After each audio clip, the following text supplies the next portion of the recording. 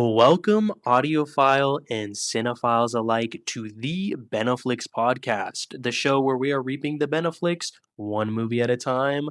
I'm Liz. I am Tyson. No, you're not. Oh, What, how long have you had those pants for? these were Christmas pajamas that were bought for me and my family Mm. 2 or 3 years ago. That's why they still fit. That's not. You, are you still growing? We don't stop running until we're 25, dude. I We got think we that got that's time on our brain. That's hands. brain power, dude. I don't. They look good. Were I there love were there's them. photos taken in those? I actually don't know. It's so funny. I feel like my mom gets us Christmas pajamas every year, but I feel like we never really get like a photo shoot going or whatever. What's really funny though is I was thinking about that thing. Okay. I was thinking about that thing that you, because these are Jack Skellington Yes. pajamas. Unfortunately, we have Family Guy brain. Do we? It's the quote that Jack Skellington. Big bitches get tattoos of me. Yeah. Yeah. And so I was putting these on. I just laughed to myself because I was like, I am like brain rot for sure. Has your mom ever had such faith in a gift and it flopped and like she's gotten really upset over it? I don't maybe sometimes like she'll when I used to live there like she'd buy me clothes like just on a whim, which is very sweet of her, but like oftentimes Hmm. it'd just be things I would not wear like casually. Hmm. I think that would kind of like because she was always like she would always offer like, oh, like if you don't like it, like I'll return it, like it's no issue at all. Hmm. Um but thinking of like a gift that kind of like flopped, it's so funny because like I'm like not shy to say like I came from like a pretty decent household, especially like in my later years of growing up. Like my Hmm. stepdad makes a lot of money, but it's so weird. Like they never gave me like crazy cool gifts. Like I wasn't a Hmm. kid wearing like really nice clothes. Like my clothes were from Target, Yeah. which is nicer than a lot of other people, but like Oshkosh. sure. But like despite like my stepdad owns like his own plane, but I feel like I still had to pay for my own car and stuff. This isn't like a Cry Wolves or a Cry Me a River story where I'm like, I'm actually not a Nepo baby, Yeah. guys. But Yeah. I do think it's really fascinating because like even this year, like my mom, like they have a lot of money, but why is my mom asking me for Botox for Mother's Day? I'm not even joking. I said, "What are the plans for Mother's No. Day?" And she sent me a link and was like, "If you buy it, if you spend $100 right now, you can actually get $50 She's off." an infomercial, I dude. don't even know, like her and her pyramid schemes. It's kind of gnarly, but yeah, I don't know what goes on that side of the realm. I don't know why they buy me Was holiday was pajamas. was having to be saddled to watch your siblings. How did that go? Was that good? Yeah, they're badass kids, dude. I actually not to make this too much about like a real world thing because we're not parents, and I mean, one of us don't even think wants to No, have not at kids or all. anything like that. No. Um, but like this next generation, I know it's kind of like a joke to say it, but like they are kind of fucked. Not on like a world scale, like global warming, but like from a complete like brain power Hmm. perspective, like the dopamine receptors have been completely like Yeah. diminished.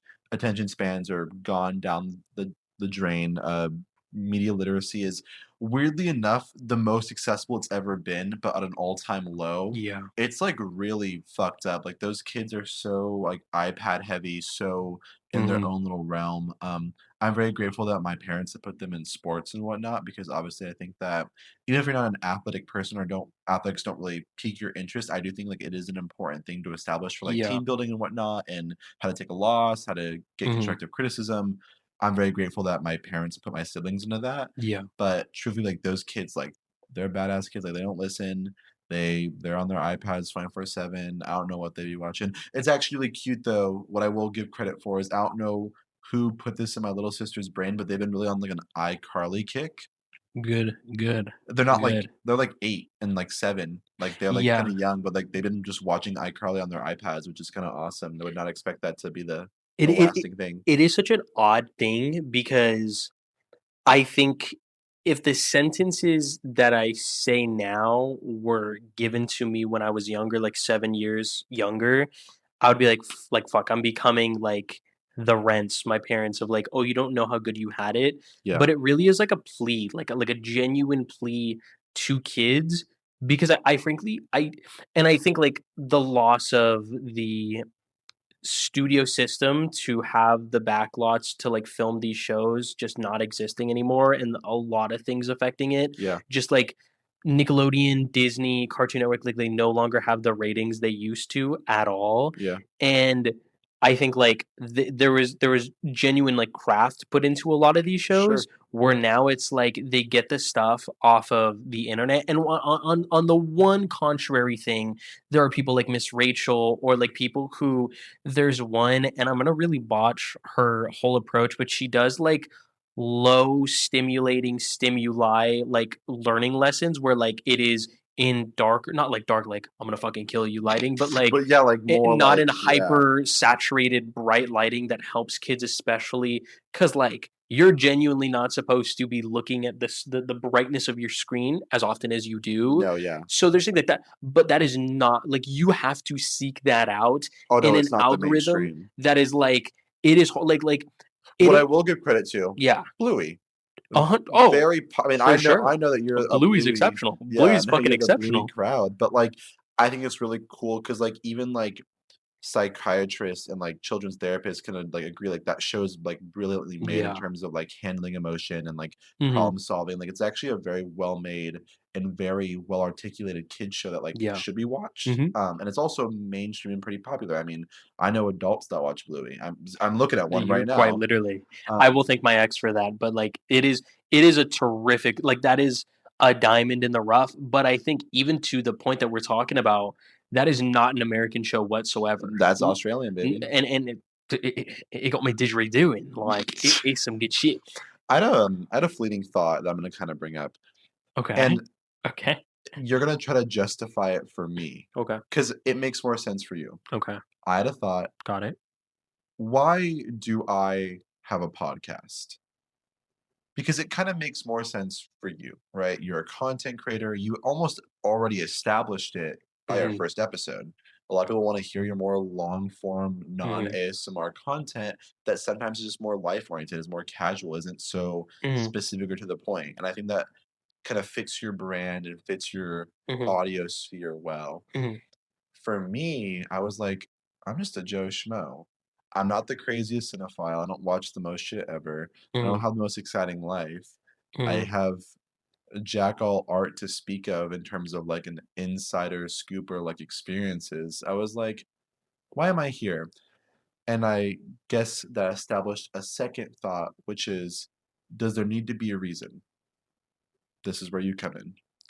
You have two to Was there answer. was there any segue to this, or you just like Well, I don't really I knowing our today's itinerary, I don't really think there was a we're going proper everywhere? we're going everywhere, but I don't think we're going reflective self this way, Um, like a content so space. you're asking me why I am doing this podcast, or why you think No, I know we? I know why, you know why, I think we all kind of know why. So you're asking me why I think you're doing it? Yeah, like, where do I fit in?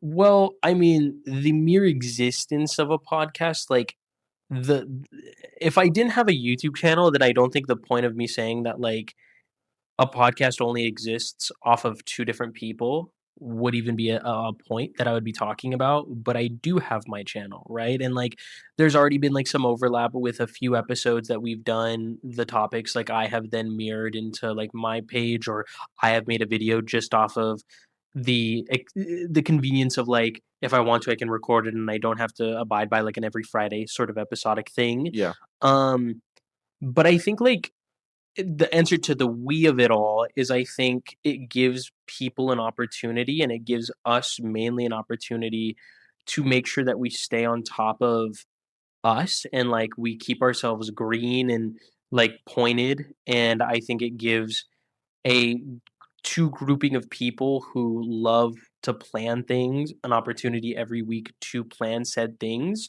It also allows us to broaden horizons where we talk about like and you say, like, you don't watch nearly enough shit. I don't think I watch nearly enough shit. Like, I have a full plate of things, but there's always time. But, like, I will delegate my time to, like, gaming or getting, like, stuck in the weeds of, like, recording where I'm like, you know what? I could, like, take this video and do it tomorrow. Let me watch something for an hour and a half. So, like, on the one hand, it gives us an opportunity to record. But I guess to the more microscopic answer to that question of, like, why, like, where do you fit in? I mean, without you, like, we wouldn't be able to have this conversation. And I think, if it is something to where like you feel a little bit out of place in the process of it, which I understand. Like, you don't like edit, you don't like upload, you don't like you add onto your story and whatnot. Like, I think it's a thing that like over time we can really find a means of figuring out. I think that like there is room for like the planning of it all for you to make more of an impression. I think though that like with that sort of train of thought where I do think you even saying like, oh, we don't need to have a reason, but if you feel like where is it that I fit in, that can become like a pretty bad mindset. And I think like the way to course correct that is to just like throw yourself at it more, you know? Pretty much true. And I guess like it wasn't a thought where I was like, oh, like I actually don't feel Hmm. like this is me or like I don't enjoy this. But I guess it's more so like I guess to sound stupid, it's a bit more like philosophical in the sense where like Hmm. why does anyone need to be heard? You know, like Hmm. what the fuck do we know? And I guess like you've built up a following or like a fan base that Yeah. pays attention to not your content but also you. Hmm. And so it's nice to have like another outlet to experience you. Hmm. Um But you don't feel that? Like, you don't have, like, an internal I like, we've talked about it, and I think the simple answer is a yes, but, like, you don't ever feel that you yearn to feel validated or to be seen? no, not well, sorry. Yes, I do. Of Mhm, course I do. But I mhm, guess more so like I said, I'm not approaching this from an idea of like, oh, like it's negative that I feel like I can't pinpoint mhm. why like I'm doing a podcast. Cause like, why are a lot of these guys doing a podcast? Like, why are a lot of these people doing Yeah. like it's at the end of the day, it's people speaking and Mhm. yes, every person's different, but a lot of the content is the same. A lot of people words are being repeated, Yeah. et cetera, et cetera. Mhm, I guess it's more so just kind of like it was a shower thought, right? Like, mhm. I was thinking about ahead of the day and I was like, okay, like we're gonna record later. And I was like, no, like I like the fact that I have this to look forward to. And it was kind of what I was thinking about yesterday when I was Mhm. like, I woke up kind of late in the day, didn't do anything. I was like laying on my ass and I had a shift like at 4 hours after I'd woken up. I just chilled. I think I chilled, I played some games and I made myself breakfast and I just kind of rotted a little bit. Mhm. Um and I had the thought of like honestly, I give my full-time job a lot of shit because I don't who wants to work, right? Yeah. But if I didn't have work or at least work as much as I do, I Mhm. probably wouldn't be as proactive as I am. Mhm. And I kinda think this fits into that, not to say, like, this is just a means for me to do something, but also Mhm. it kinda is, Yeah. and it kind of I like the way that you expressed it, like, to some degree, like, if a podcast is a reason for us to see each other, like, Mhm. I think it's a good outlet to do so, especially since we Yeah. talk so much already. And Mhm. obviously, you don't need a reason to see your closest friend, but at the end of the day, like, it is kind of fun to be like, okay, like, we're doing something, like, we're hanging out, but we're also being proactive with it. And Yeah. we're not watching movies because it's a chore. We're watching movies because We want to. that's our relationship. Like, we Yeah. watch shit. So, And again, like I have no issue whatsoever at some point. Like there is going to be a time inevitably where we one of us gets sick and like we will not be able to record, you sure. know, and we won't have the episodes on the back burner to cover that. And I love to do the weekly thing because it keeps me fresh and it keeps us able to see each other and find a way to balance it. And I think like at the end of the day, it is the best thing for us is it's cultivating a really great opportunity for work and play, and Yeah. how that then can translate into projects or just life greater than this. And at every opportunity, as like I am felt through work and how people talk about like as they've moved up at Starbucks in the ladder, they're like, yeah, I just don't really have time to be with the people that I want to. And I think that like on a proactive level, it gives us a great opportunity to be better speakers to ourselves, like, and to each other, into the world. Very much so. And, like, we've had our, like, scuffles, but, like, to me, we've never once had a thing where it's like our communication is being used against each other or has been the reason why we have had a big argument. Like, That's true. I I think if anything, we have an issue we say too too much. much. Yeah, we Mhm. never it's never like no one's not one I guess maybe that's like a inherent like a male thing as well. I think guys Maybe. oftentimes like they say dumb shit and Mhm. but there's also the inverse issue where a lot of guys don't properly communicate. Yeah. Maybe communicate a bit too well sometimes. Mhm. But I guess like it wasn't a negative thought at all. It No, I wasn't a get thought it. where it was like, oh, like this doesn't feel like me. It was just like a huh, like, Mhm, why am I in this? And then, obviously I thought about reasons and whatnot, but I was curious if you were able to identify, and I think you kind of hit the mhm. hammer or the nail on the head with the hammer, right? So, Well, I mean, in a beautiful way, like, I think it just is, like, given me an opportunity to just look back, and it's really great because and ironically, like, even for the sake of this episode too, which I will give the biggest credit to you about, like, we if it were up to me, I think our episodes would be a lot different in the specific regard of, like, when we would have recorded them, thus translating to, you would have had this thought at all, and like, if we recorded when we were going to after we watched the 3rd film in this unsung trilogy of movies we're talking about, like, yeah. it would have been a very different landscape, and I will say that, like, the week between when we had finished this movie to when now we're recording the episode for this one specific thing, like, it has given me this weird week of, like, time to look back and, like, I think funny enough, thinking about the first movie we watched here, obviously they know in the title, like we watched Todd Field's filmography going backwards. Watching Tar, ironically, really made me think in a funny way about that year in specific. And I was thinking to myself of like, it's unique that, like, the 2 big moments in the past decade of my life, I think, can be bottled up into a 3-year spurts, being 2019 was the year I overdosed, 2020 was the pandemic, and 2021 was when I moved. And I had to lose a lot and gain even more. And then I would say arguably even greater so, 2024 breakup, 2025 a lot of just like confrontation with my family and myself. And then 2026 is slowly seeing the seeds starting to sprout and falling in love again. And it's interesting that like 2022, though, funny enough, on a cinema level, I think if I really am honest with myself, because I'm always the person that I've told you like 2019 is the year, like that is the year for Yeah. movies.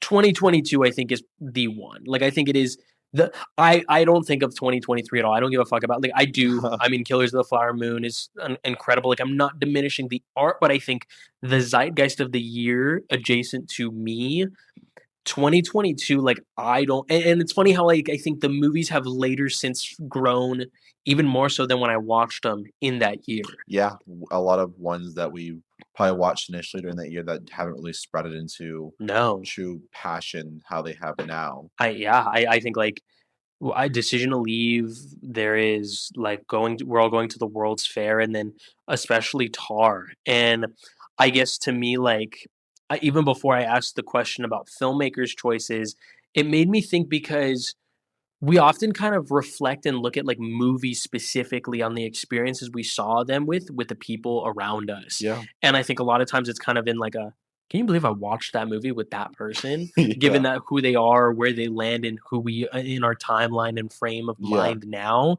um, and so I guess I'm curious, if you can, off the top of your head, think of, like, a movie experience maybe that, like, you have felt was informed so heavily by the people you saw it with. Yeah, I mean, if we're speaking, I guess I can give you a lot for 2022 because that felt very much like it was a transitional year for me. That Yeah. was the year I graduated from high school, and that was the year I entered Yeah. college. So I met a Yeah. lot of people that I am very close with today. Some Mhm. relationships diminished, some relationships got stronger. Mhm. And so, like, that year was kinda crazy for films and who I watched them with, like, so, for example, Mhm. right off the dome, Babylon. Babylon came out, Oh, yeah. and that was in December, that was, like, late that was the 23rd, I believe, and I remember that because my parents had gone up I work in a movie theater, Mhm. and so oftentimes I have to work on Christmas. Well, every year, my parents have a yearly Christmas cabin trip where they go out to their cabin and they spend the holidays up there, like, usually Christmas Eve, Christmas Yeah. Day, come back the day after. And I couldn't go to the cabin trip because that was actually after the first year I started Regal. So I Mhm. knew that I wasn't going to be able to go to the trip with them. Mhm. My parents were gone. I was out of high school and I wanted to have a party. Yeah. And so I somehow combined this idea to invite like all of my friends to go watch Babylon because a lot of my friends really enjoyed Damien Chazelle's other work. Everyone was really excited for Babylon. The trailers were getting people really excited. It Mhm. was this a 3 hour epic of a film. Yeah. And I saw it with like, I'm not even joking, like I think that's the largest group of people I've ever gotten Yeah. together for a film. There was at least 20 of us in total, which is Was crazy. it the theater that we saw The Mummy at? No, it was the theater that our go-to theater. Oh, really? Yeah. Oh, wow. Yeah. Okay. Crazy, right? Anyways, so I say that all to say, after the movie, we all went to my house for a party. Parents found out through the security camera, told everybody to leave. Everyone left, and then snuck into the side entrance. It was a whole thing, but it was such a fun, crazy experience. I'll never forget watching the ending to Babylon with all the people around me being like, "What the fuck was that?" And then we left the theater, and everyone could only talk about the ending because the ending was so crazy. Ye Yeah, r You said you saw it the 23rd? yeah, 23rd December, Like, nighttime or nighttime. Did we probably go to the same showing, you think? well, yeah, 'cause I did see it I mean, like, I'm not lying to you, like, December 23rd, 2022, and I saw it at Ontario. Yeah. 'Cause I've that's I will say quickly that, like, I was really 'cause I was frustrated 'cause that was actually the first year that I actually, like, chose to wrap all my gifts, and I was wrapping my ex's gift, and I kept getting paper cuts, and I remember watching it and having my hand 'cause I sat in the very back of the theater, like, back left, and I watched it. Not to say that I was like and then I was like, "These fucking queers in front of me that were, like, all being loud." No, I just remember the theater being, like, like, not, like, full, but there was a decent amount of It people, was but like yes and no. I remember, like, it was not as busy as I was low-key hoping. I was hoping that was gonna be, like, a that's rager. I remember the pre-movie message that they gave, like, yeah. "Thank you for watching Yeah. Babylon in the theater." Yeah. Um, yeah, no, that was craziness. That is That wild. I remember that too because I called out of work the next day because 'cause I'd gotten so drunk Yeah. that I threw up everywhere. Stomach felt Oh, horrible waking up. mm, Yeah, it was not fun, but that's that's an example of crazy. one where, like, the people around me made it and I guess for reference, because obviously you just kinda mentioned it and sort of referenced it, Mhm. we did not know each other at this point. No, we hadn't even met. I didn't As a even know reminder, you. yeah, 2023, early Mhm. 2023, I think, About like, 5 months, 4 months March, after that. April, Yeah. um, I guess it was April, right? Yeah. Um, which is so crazy. Do you have any examples from 20 or from anything, I I guess? guess if we're like, we can reference that year in specific, because I can bring up like there's several. I mean, for one, the first two that come to mind was seeing the Batman because that to this day, like I think maybe even in competition with like Across the Spider Verses, I saw that movie 6 times in the theaters Yeah. to a point where like when your roommates were showing it. And then I said like, "Oh, I haven't seen it since 2022." You were so shocked, and I guess that kind of shocked me because A, I own the 4K, but B, like it felt like I had sustained all the juice. And he actually, just funny enough, Matt Reeves is like posting on his bullshit again. About what? They're because they're in production for the Yeah. new one. Apparently, it's gonna be in this. It's gonna be set in the winter time, which is We've like known that for a while. I didn't know that. Well, well actually Yeah, we've known that for a while. That's why that, people were thought it was gonna be Mr. Freeze for the that villain. we're so back. I'm sorry.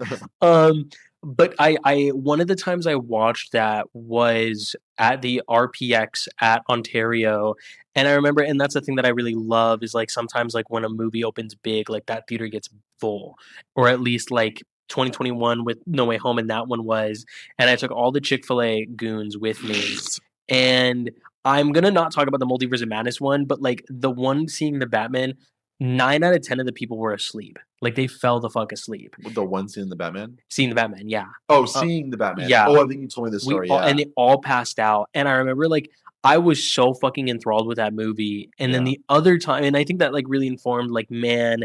And I think though, like what I will appreciate about a couple of those coworkers that I worked with, a couple that are now even married to each other, sick. is they did it because they knew I loved it so much. That was the year, like the end of 21 into 22 was the year that I got unlimited at Regal, and I felt like a kid in a candy store. Like I convinced people after my shift go see Shang-Chi with me in IMAX. And that was before, if you remember, the remodel of that theater. Yeah, So it was right like before. twice as many seats. You'd be like shoulder to shoulder with people.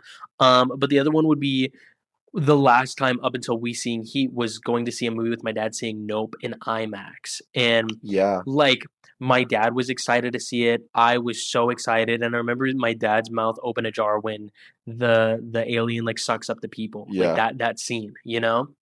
And that just felt really, really fucking good, you yeah. know? Great example. But, yeah, there's so many from 2020, a lot in that theater specifically too. 100%. I have, kind of a funny one because I just rewatched it. I don't know if you saw Skinamarink. Fuck yeah. Fuck yeah. That I did see Fuck that yeah. I saw that at the theater that we saw the Try Mummy it at. because I'm assuming that's gonna be a little bit of art on your mind. We'll Skinamarink now. Yeah. Don't talk about the movie too much then. We'll because I'm gonna ask you Okay, something. but that was a very fun experience. Funny enough, I saw that with my ex, and then now best or yeah, I don't want to say now best friend, but best friend currently, Jaden. Um, The 3 of us, yeah, Really? and it's so funny. The same year, Mhm. the movie we also saw another movie, the 3 of us at that theater. Can you guess what it is? I'll give you a hint. Completely different from the Skinamarink. Completely opposite. Women talking. No. Fuck. The Northman. The 3 of Oh, us I saw The saw that at Northman. Eastvale. So Yeah. funny. But Really? yeah, that was I don't know why the 3 of us were seeing movies together, but yeah, those are a couple examples, and then, like, what Everything Everywhere. You probably have a great experience with that one. I do not have a no, actually, Really? I have 2 fudged experiences because funny enough so I saw it with the girl that was wanting to convert me. Yeah. That was inherently a really good day. Um, Besides the conversion. but beside, because that was right before the cusp of the conversion influence, like Chick-fil-A worker, I was just digging her vibe. I thought we were gonna have some fun, if you know what that means. And then she just really just saw me as like a problem to solve. And I will say that I realized how on the sleeve I made certain things because like her mom was going to see like Father Stew or some shit That's at fire. Regal Eastvale. And I was so nervous about the mom seeing us because I didn't want anyone to have an implication that we were trying to be more than just I want to just Hook up, I mess yeah. with the vibe. Let's hook up. And I put that on my sleeve so much. I was like, "Is your mom here? What auditorium is she seeing it? I don't know why, but she's seeing." And I made it so obvious, and I regret that. I will say. But then I realized that when we saw the movie, like I was in tears, and for her that was so shocking because not many people she goes to see a movie with are so revealing of their emotions while watching something. Yeah. But I was lost. Like that movie is so powerful, and that she like would reference back to when like I would be getting distant, but she was like, "But that night was so great." So that's why it's kind of soured. The Whoa. other time was actually funny enough that I if you would believe it was the very, very, very, very first movie that Ontario opened their new remodeled IMAX with because it was like they opened it on a Tuesday. The Thursday was Multiverse of Madness. So they were showing that in IMAX in a special screening. Yeah. Incredible. Saw it with a friend that I know really like no longer speak to. Really sweet individual. But what I wound up regretting was Chick-fil-A was having like a park day where they literally rented out the whole park and was like they got like catering from In and Out. Crazy money, buku money that they spent. Buku money. Because I didn't go and I posted I'm not even fucking kidding you about this. Because I didn't go and I went with my guy friend to go see Everything Everywhere All at Once, the rumor mill started, which then basically like I was like, well, yeah, no, I'm not straight. Like that was like the first time that they were like, oh, this person is definitely dabbling in sin. And that like was a big Whoa. shift. And that's like a few months later, they started using me as like the poster boy for being queer. And they're like, oh, hey, this is the like like a trailer for some cult. Like they're like, oh, Oh, we got the shit. colored person and we got the gay person. Oh, you're like the fucking token gay guy. That's Exactly. awesome. And so like both times scuffed as shit. Because But of Chick-fil-A. because of Chick-fil-A. And I've never seen the movie since then for not any of those reasons, but It's so funny. I saw that movie in theaters like 3 times that year. that's crazy. The first time I saw it, after a track meet with best friend Jaden, Mm, we saw it, mhm. knew nothing about it, like, we lit it we all we knew or all I knew was it had good reviews. Jaden had no idea what we were watching. Yeah. We watched it. In the last 15 minutes, the movie for some reason, like, goes black, like, it cuts out, like, someone pulled the fire alarm. Oh. And the movie was so crazy and I was so along for the ride that I was like, "Oh, like, the movie's just doing this. Like, this is just the movie." Like, I didn't Did you see it in realize. Ontario? No, theater we saw The Mummy. Oh, Yeah. It was oh, really interesting, and then I oh. saw it again with other friends also at the theater. Yeah. Saw it with, best friend Brian, and best friend Brian the entire time was like, "Did that actually just happen? There's no fucking way that just happened. Wait, this is funny, right?" I was like, "Yeah, it's funny." He's like, "What the fuck?" Brian is a treat to see movies with, that I will fucking say. He, like, has permanent, like, baby brain. 2022 is so crazy because I too had a fire alarm pulled experience when we went to go see Jurassic World Dominion, but that was the first I'm really not trying to make this a joke. I'm really fucking not. The first time that my ex was going back out into the world after their like surgery, Yeah, and they like got like a patch jacket with because that was yeah, their thing, dinosaurs. That was yeah. their fixation. And we go in, and I'm like, we got this. Don't even have to go in the line. I'm not a concession fuck. I brought some candy. I brought their comfort food. We go straight to the theater. We're sitting it by ourselves. Like we get there so Yeah. early, and you hear,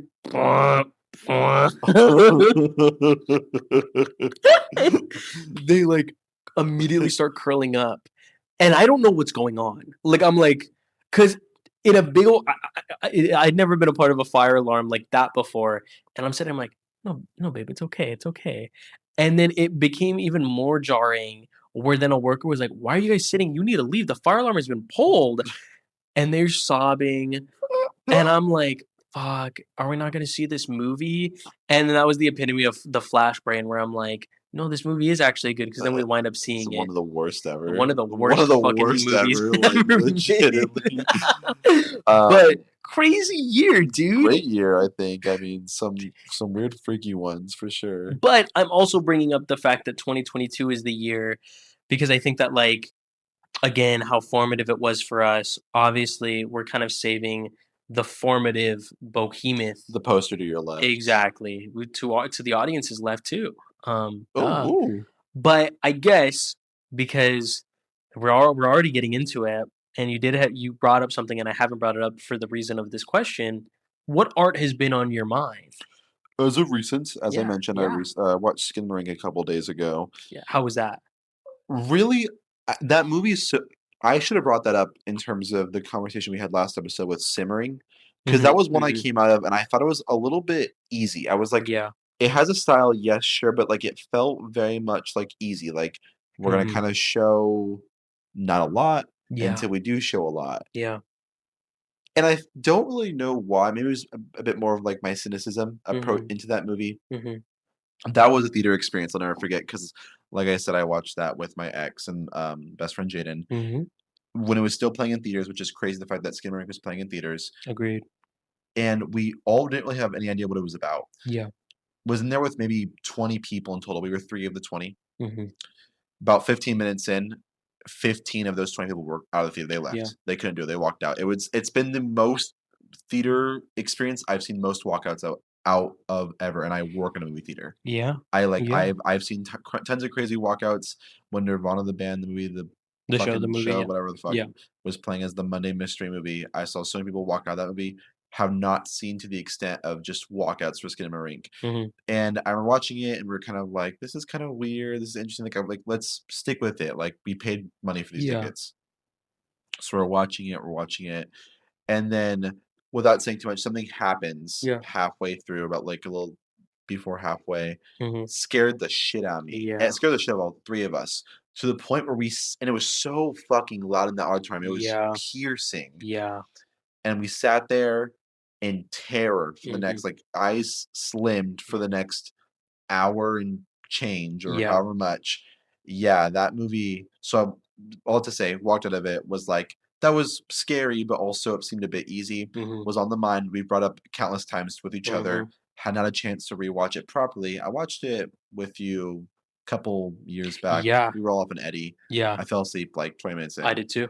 Um, Rewatched it with more sober, still a little bit off, of a little bit of alk, but Good deal. more sober. Just excellent, like, Mhm. excellent in so many facets, just so well edited, and it commits hard, Mhm. it's genuinely scary, and now that I've watched it multiple times, like, plays as such an interesting, like, line game where Yeah. it is teetering between boring and relaxing and terrifying, Mhm. and I kind of forgot, or maybe I won't even say forgot, maybe I never knew what the implication was, what was happening that last 30 minutes. Mhm. Some of the most fucked up shit I've ever I seen in a horror film ever. I will say, because yes, we did fall asleep, and I passed out. Like the static and the crunch, the sound, like perpetually, no matter if it's a scare or just auditory, like it put me to sleep, and that's like what I put in my review. I don't think I have felt as disgusted, and it's like I'm like it was gone. Like Yeah, that was in the movie. Your face reminded me of God. Like where did that come from? yeah, When she calls 911. yeah, And, like, I just got chills thinking about it. Like, to me and my drink of choice and my weapon that I chose while watching this was choosing, because I couldn't go to bed. I had an opening shift at 3:30 in the morning till 12. and I was like, why don't I just watch Skinamarink? And that scene is so unbelievably mortifying. Like, I don't even know who they got to be the 911 dispatcher either. And just like, and that is like something that's so interesting is like, because you're not an infant, right? So you don't know, you don't recollect nothing, right? Yeah. But you're also not old enough to retain everything.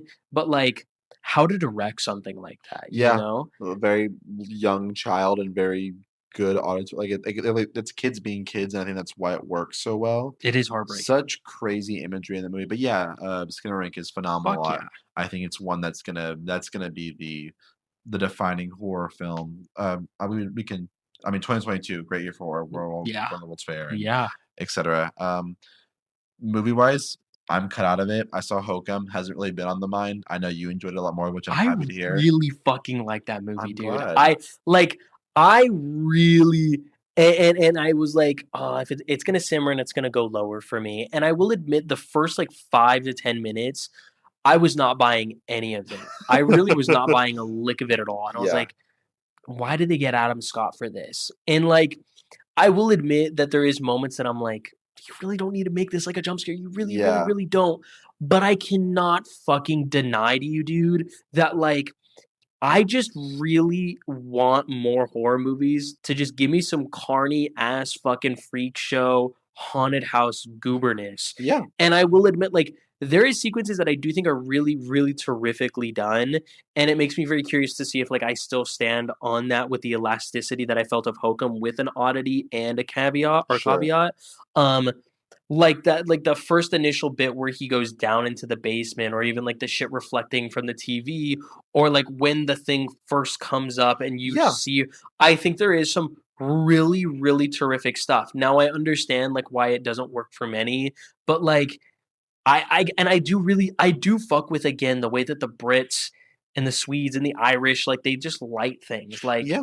That I mean, I'm not gonna deny that. I think that I remember I was telling you there's, like, that thriller crime detective aspect to it mhm, that's a bit more mhm, soap opery. I can get that, I really don't fuck with that part, and and that's I don't disagree. and I just think that it kinda drags it down, and also, like you were saying, I do think that it sometimes jumps to jump scare Mhm, a bit too mhm, frequently, which I think is a bummer because I think that it's really good at establishing a creepy tone. But I'm yeah, not gonna deny it, like, me and my entire group that saw it, like, we were creeped out, like, I'm not gonna deny or, mhm. disregard Damian McCarthy's talent for horror, like, he very much has it, but one of my friends kinda summed it up where she was like, "I just don't think he should write his own stuff. I think it'd be about a lot cooler if maybe an Irish screenwriter Mhm. could crack at That's a it." very good point you make Yeah. because I was thinking, I was like, well, it only really works because he is Irish. Like it is the folklore Yeah, and the exactly. traditions. But you do have a very good point. Like, and I will admit, like, it's funny because I was actually really, really fucking with like, oh, him, the writer aspect and like the hourglass and like how it opens. I was really digging.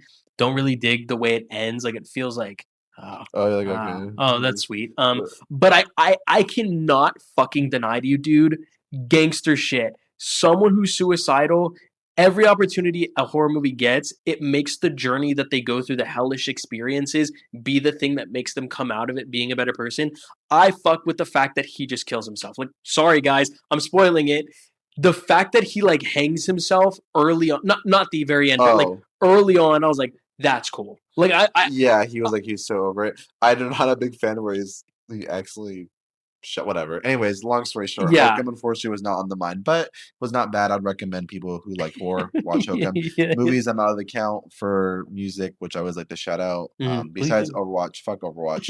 Uh, uh, Band called Kiss Facility. You'd actually get a really good big kick out of this one. Search it up right now I so you don't will. forget. Kiss Damn. Facility album is great. Want to shout the specifics on Cheap Poetry.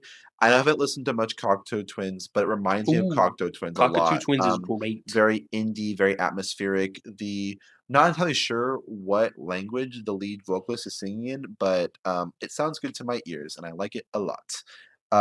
What else? Lip Critic, their album came out, Theft World, check it out. I'm looking at you, check it Oh, out. oh, okay. I'm speaking to the audience, I'm also speaking to you. Kiss Facility, and you said Theft World? Theft World by Lip Critic, very great. Funny enough, I would say if Death Grips was white and from New York. Yeah, that'll perk your ears up. It's actually really cool. I would check out Lip Critic. I love people that aren't white, okay? Just let that be known. Sorry.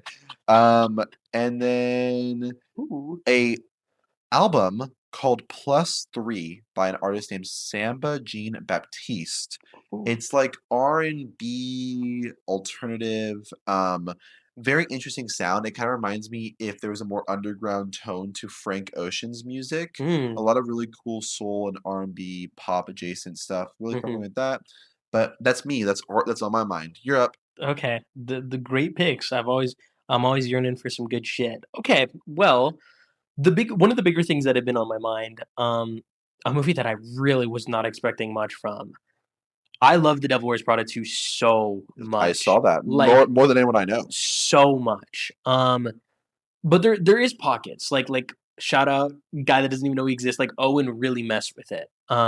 Like gave it a 4, cried in his video that he made on TikTok about it. Like it is so fucking interesting the way that like these little memories of growing up with my mom and like watching these like chick flicks, quote unquote, and like I love them. Like I gobble them up. Yes, it's a white woman fantasy trip. You know, like the whole thing about like it is the penultimate like final boss is Eat Pray Love with Julia Roberts because like that is quite literally a white woman going to like India and like all these places That's and so sick. she's like searching for love. And there's no but to it, you know. Some of them are like quite tone deaf. Don't get me wrong, but like Devil Wears Prada, I just watched for the first time in February with my partner. Loved it, loved it. Shot on location, shot on film, right before the rise of digital. It was great. I mean, Meryl Streep was nominated for an Oscar for it, for fuck's sake. Like everyone in that movie is so good, and then how that like mirrors the big head honcho Anna Wintour, who is like this fucking titan of a woman in the fashion industry in New Yeah. York, and no one dareth step on her level. So much fucking so that like everyone knows that it's written about her. Like that's Meryl Streep's Yeah, thing. She she's wears talked about it. glasses.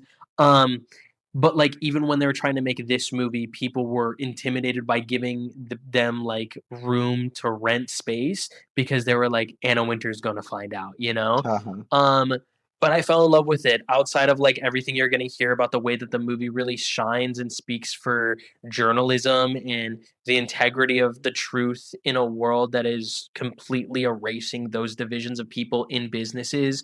I just I fell like in love with this movie in ways where like they're shooting on all these locations and the characters are just as memorable and it made me think about my mom a lot and I had the shittest eating grin watching it. I cried several times to a point where Kimmy was like, "Are you okay?"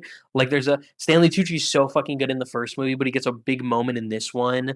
And it's one of my favorite final shots of the entire year. Like it is so rich, so good. I gobbled it up. Two Um, things. Is yes. it worth a watch on my end? Like, should I watch the first one and watch the second You one? have to watch the first to watch the second because like there's Of clear course, yeah. if you do dig like by like a strong 3.5 of the first, for sure the second. Okay. And the second is, can you please speak on the alleged racism of the film? They're speaking specifically about the assistant to Anne Hathaway's character. And I never, I again, it's speaking about like a stereotype about like Asians being very, very smart. And what do you have to comment on that? Truthfully, I personally, because they are leveling the fact that like she is her name as her character is very, very like Asian to the root of her culture, and they're like, oh, they're going off the stereotype that she's like a genius. Um, Hmm. but like in my eyes, again, my white eyes, In your white eyes.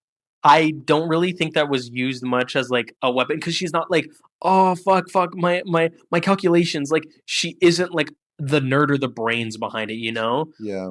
Why why I'm just making sure the audience knows where you stand. yeah, of course, of course. But no, I loved it. And then I would say again, already touched on it, was thinking about Hokum, but I'll say the pipeline that it made me think of Resident Evil a lot with Yes. artifacts, trinkets, and tools, going about your retreading steps that once were, but with different things and people, or then objects now finding new uses. Then thought of PT, then thought of Death Stranding and Hideo Kojima. that to me is like the craziest narrative ever written. Like Death Stranding is, and it made me go down this rabbit hole to where I rewatched Margaret Qualley's storyline, and that once before the big explosion rift that then changed the people from being people to then like crossed over souls happen in the game. She was pregnant. Her fetus is connected still through to the other side. It's like that is like the most next level, and I hear the second one's even crazier. What does he have coming up with Hunter Schafer? Because there was a Well, poster I saw or yeah. something. So like it's Hunter Schafer and Sophia Lillis from like the It films. Is that still was that what I thought it was with a different actress? Because I just saw recently like he posted a photo Mhm, of Hunter Schafer, and it wasn't the project with like the horror experience one with like Jordan Peele, mhm. right? Not that one. Well, I what I do They're like know called The Hunt. I have no because I know he's renamed it because there was that one that teaser where they're like screaming. It's like Yeah, motion captured. That came out like a with couple of years ago, Udo or but he died. yeah. Udo Kier died, and so like he apparently was like the main character of it or a big presence, and so they'd since had a recast. I have no clue. Hideo's workflow is crazy, but then that just basically then landed me on horror that I fuck with heavy. Mm. And then I've been thinking about for the past few days Paranormal Activity 2. I think that movie is like real fucking exceptional. But I think it just makes me realize that like it is fascinating. I think that because horror, I don't want to speak for you, but it is easily my favorite genre. But there are so clear definitives of things that just haven't been done the way that I would like to do them. Like why there hasn't been a horror movie taken place from the entire like home cameras of a house, and you never leave that. Like I know why because you're not able to maximize the true emotionality behind it. Get that away from me. Get Sorry, that I get was that trying to get that put shit a off my track, reference. dude. Go fuck you. Um, but I think Paranormal Activity 2 is terrific in similar ways why you were like talking in resounding feats about Skinamarink. Yeah, I adore that movie so much, and I would love to make something that is as ambivalent to the horror as if you are watching it on an accident and you're not supposed to, and you're peering in through God's eye. And like, I think that movie, again, we've talked about it, works the best because you're not in subjectivity land. You are yeah. watching things as objective as possible. It's a real Um, real weed smoker shit. the really only weed smoke, and that is from a franchise that has slow motion and the gang going to fight witches, you know? But that is easily the biggest weed smoke they smuck in that. I agree. But yeah, so I'm glad we can talk about that. I'm glad that you're thinking about things, I'm thinking about things, and I think especially as we get closer to a couple movies coming out in these next couple of weeks, we're definitely going to be thinking about things for sure. Sorry, man. Sorry. But this lands us. We talked about 2022, a couple years after our friendship, Friendship. life, reflection, movies are on our mind. And I think the best way to open this up was that we almost kind of are doing this on accident.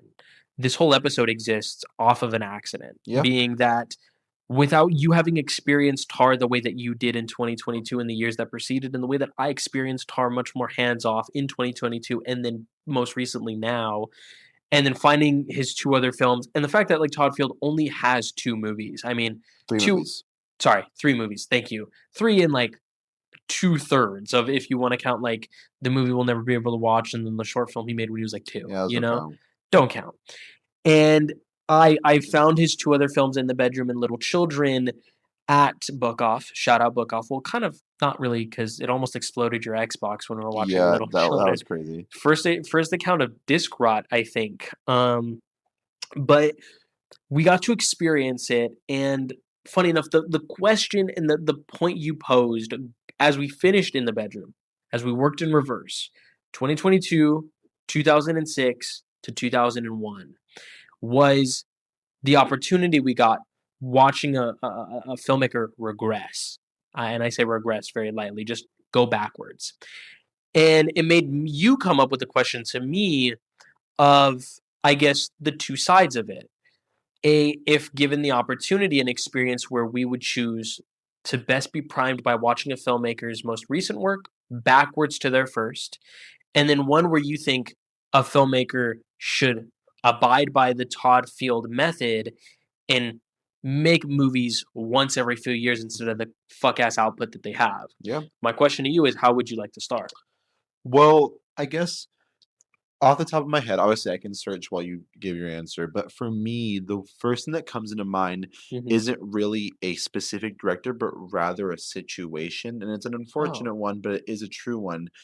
I do think there is something poignant about watching a director's most recent work after they've passed and then going back from there. fuck! I didn't think about that. That's really And I true. do think I speak for that to say, I obviously don't want to speak anything into existence. I knock on wood, even though I'm not super Uh oh. into that idea. Yeah. I do knock on wood because I would hate for this to happen anytime soon or anything at all, actually. I hope this person is infinite and stays alive forever. But Martin Scorsese is old. Hmm. I have yet to see The Irishman. Now, Hmm. technically, it's not his most recent work. However, it is one of his most recent. And from my understanding of that film, it is very much a comment on not only his place as a director in such a big genre of like the mob crime Yeah. subgenre, Yeah. but also it's very much a reflection on death, getting Mortality. older, Yeah. mortality. Hmm. Exactly. And I think that'd be a very poignant thing to watch right after such a mastermind has passed away. Yeah. And then to watch that in reverse, kind of seeing his highlights throughout the years and then kind of ending off of where he started is weirdly a poignant thing to me. Hmm. I know not exactly the same, but kind of David Lynch. That's Yeah. kind of one where, Yeah. like, it's something especially if a director passes away as they're getting older and they're meant to kind of grapple with their own morality more as they get older, and they usually Hmm. kind of implement that into their work. There is something kind of fascinating about listening to that in reverse. Yeah. Also, let's take this out of movies, for example, Black Star, made by David Bowie, considered one of his best albums, Yeah. but obviously it released either right before or right after he passed away. Something like that. Like, obviously he made it, but I think it's technically like a post mortem And I'm release, almost a like postpartum. posthumous, Posthumous, yes, something yeah, like that. posthumous. And to my knowledge, he died of like something like akin to cancer. At least in what I know is something he knew before the world ever Yeah, did. like he was knowing he was going to pass Yeah, away. and that's partially why like something like Black Star rips and hits so fucking hard Yeah, because knowing that it's almost like he is speaking to himself, his children, his life, his reflection.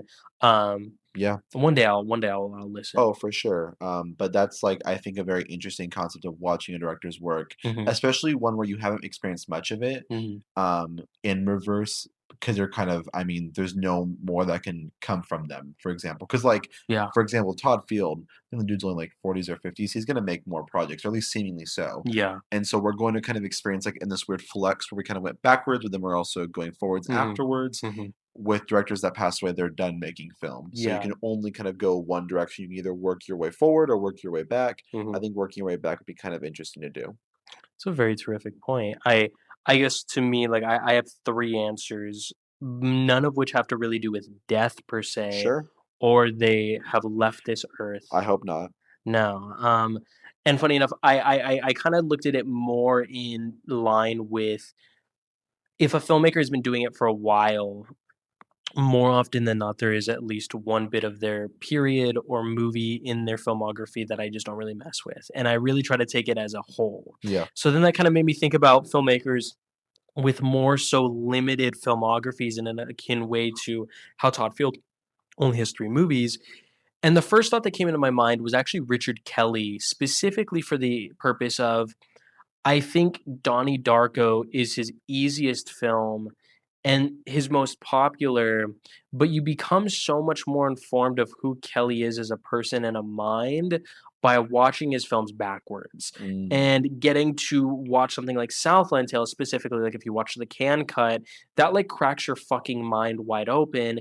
And I think there is something deeply embracing about the ending of Donnie Darko that almost like feels like a sedative to the buffoonery that you've gone on. Um, where like again, either way, if you watch his films chronologically in release order, Southland Tales is going to be that second film. But I think the way that the box specifically is operated is it does feel like a filmmaker who made Southland Tales after the film, like then does something after. yeah. Um, and I think all three of his films are so crucial if you really want to experience an artist unfeathered. Like all three, like Southland wouldn't exist without the success, roaringly so, of a Donnie Darko. Donnie Darko wouldn't exist, obviously, without Richard Kelly, but a time in an industry where that would have been made. And then the box feels so much more quaint, but the question it poses, like, do you know what the movie's about? Yeah, you told me like this box, don't open it. Yeah. If you basically, if you press it, a person randomly on the planet is going to die, but you get $1 million. Yeah. And then the dynamic between this wife, husband that are financially struggling, set in the 70s in like middle America. Like it is such a fascinating fucking movie and it gets crazy. Mm, So that was like the one that came to mind in terms of like small amount, but you're going to get a lot. yeah. Then I started thinking about filmmakers who have really funny enough been producing work and had like a trajectory that feels kind of jumbled. And what I say that is in line with someone like Steve McQueen, for example, who, if you work in reverse, funny enough, the Small Axe films he has, which is a collection of 5 movies, some span to be 2 hours, some others span to be as short as like an hour. But that feels like, I guess if you look on a literal level, something that could have only been funded by doing things beforehand. But they are unbelievably intimate in the stories that they tell about the education system, police brutality, the overreach in governmental power, everything it does, everything it says is so intimate, yet that is one of his most recent works. And it's funny that you would then look at something like Blitz, which you and me are not warm on whatsoever. No I one don't think it's is. good. I think it is putting too much in and nothing works. And you using that as his first leap feels like juvenile on text and in execution, and then working your way backwards to then hit movies then like Hunger and then Shame is such a fascinating posit. And then like along the way you have 12 Years a Slave and then Widows. So you're working backwards in a filmmaker's career. Some What's would up? argue even I mean, I've heard arguments that it would be quality too, like, people do Yeah. think that, Hunger is his best film, Yeah. and people think Shame is his best, and so theoretically, if you think that Blitz is his worst, Hmm. going backwards would kind of each movie gets better. Exactly. Another example, which I don't think is entirely true, but people would argue, Shyamalan. Yeah. There The is only something interesting about starting off with his weird positive films that's like Trap and Knock at the Cabin, which yeah. gives you a semblance of what Shyamalan does, but a lot of people still consider Unbreakable and The Sixth Sense to be his best. And they're far more like narratively cognizant, They're like more serious. serious and like feel of more sound mind, like because like Yeah. Trap, like and then like Old, and it's funny because I think like out of all of his films that he's made recently, Knock at the Cabin feels like his most Oh, straightforward because he's 100%. adapting an existing short story or book. Um, but outside of that, like everything is just unkept in the ways that of course like I love, you love. So I think yeah, it could be like a broken mind finding mending Sure, or you can do it the way that we did it, which is watch everything randomly and as have you fun with fucking it. should, as you fucking should. But the last one that I have is the one that like really like was the one that I thought about immediately when you brought up this question. And I think it is actually funny enough an artist that has died, but it isn't the fact that his death rewrites things, but more, I guess, the journey and the suddenness of his death makes, I guess, the work have a different tinge. Going backwards would be Satoshi Kon Yeah, because his last film is the one that, like, I mean, people like Christopher Nolan like ride on as being some of the most expansive work in sci-fi literature, with Paprika. But if you work your way backwards and you start there, it's like, what the fuck? Where do you go from there? But then you get to do Tokyo Godfathers, which is an entire 180 from what I've heard. Then you hit Paranoia Agent, and then you hit Millennium Actress, which, funny enough, I think are very much similar in how they take the early 2000s explosion of technological advancement and then tell a story either about paranoia with how in Paranoia Agent it's like this thing called the Shonen Bat, like this person is haunting these people, and then it translates into episodes where like you literally have an editor of a TV show having to rush the dailies over, but he's being pursued by this Shonen Bat. It's unbelievable shit. Like that is one of the greatest things to have ever been made. But then you land off on Perfect Blue. And that, like, people obviously say is like his best, but that is a film that feels like you are suffocating. And to think of how that journey would ebb and flow, and then you see this artist that is no longer with us, It is crazy. It just Yeah. is so crazy, It's and also small enough too where like it feels feasible. yeah, A lot of these directors and filmmakers, it feels as if like it would just take a while. yeah, And there's just certain ones you kind of can tell. yeah, Obviously, you never judge a book by its cover, but you can kind of tell when there's yeah, certain ones you're not going to be super into. exactly. With the smaller ones, it's a bit more alluring. Be like, I Mhm. can do this backwards. It's fine. Yeah, yeah, and I mean, I guess like yeah, death really does transfix or reconstruct the way that you look at someone. Like take Yeah, like Tony Scott for example. That'd be 100%. a crazy fucking one. But I think like to me, I guess on the flip side, I only have one filmmaker that would fit in line with take the Todd Field route. Osgood, bro. What the fuck are you doing, dude? Oh, that's Take a good. goddamn break. Take some time, Because he dude. clearly wants to, like, if he is willing to find ways to work around the strikes Yeah. and make keeper, like he wants to do it, you Yeah. know. Love for the game. But You have the money. Calm down. Like, exactly, please calm you got your down. father's money. Because I think, in your opinion, his movies, at least the last three, have gotten worse. Yeah, because like Black Coat's Daughter, I enjoy. I really dig Hansel and Gretel as like this crazy, like borderline, like insane experimental music video I just dig and it looks gorgeous. Yeah. Love the shit out of Long Legs. Really fuck with the monkey. Do not like Keeper whatsoever. And I'm of the opinion that the Long Legs is awesome. Love it. Hmm. The Monkey is trash. And Keeper is just annoying and just so much unfulfilled potential. It's crazy, Um, crazy. I agree with that. I think the motherfucker needs to take a break. I mean, maybe it's because 3 in 1 year is pretty crazy. Take a break, dude. Take your time. I mean, there's a ton though. Like for me, I guess you didn't see the After the Hunt, but Luca Guadagnino, Oh, and apparently his movie's getting really bad test screening reviews. The whole the AI the Elon tech Musk one. bullshit. Yeah, dude, like take a gap. Like you've made some phenomenal pieces of work. Like 2024 was your year. Like you own that shit. Is there really no way I love After the Hunt though? It, if you're stupid, Really if you're like a though? dumb person, like watch it. And I I mean, will. there's a okay. I guess there's a reality where you do really fuck with what it's doing. I know you love Andrew Garfield, and I guess I I can't put do. anything past you since Hokum I fuck. ruffled your It's true. jimmies. But like, I really just don't like. Especially after I think especially after watching No, I Tar and know. seeing how well Mm, it has this weird kind of angle with, like, cancel culture and the power that we have as people in power and mhm, whatnot. mhm. Like, I do think you're just gonna find it annoying and doesn't really Maybe. dig below the surface. I think it's just doing everything that Tar does, but worse. I don't I it's just tough, man, because I do think that, like, the public hubris and reception not to say that it has any effect on you, but, like, it definitely, like there are Tyson, there are so many fucking movies that, like, I remember watch listing off of, like, hearing the elevator pitch concept on Letterbox, and then, like, because of how it was received, I'm like, "I don't give a fuck." Oh, 100%. And, like, I again, the way you described that scene with Michael Stuhlbarg doing the whole, like, blaring the music in the background, I'm Yeah. like and then, like, it being shot by the guy who, like, shot, like, Beyonce's Lemonade and then Belly, like, I'm like, Ballet. I will one day, but I'm in full agreement that what he's doing now is not, like I don't give a fuck. Yeah, I don't wanna pigeonhole him to be, like, the guy that makes movies about young boys kissing, and even though I love the movies about young boys are kissing, I do think, like, take a gap, dude, like, you've made so much so frequently. Your Yeah, work you killed 2024, your work before then's awesome. Like, one of my favorite directors ever.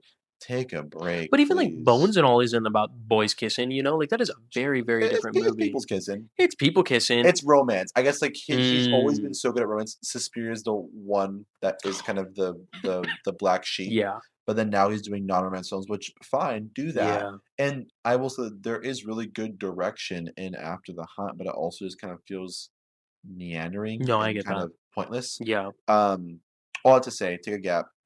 Denis, Mm.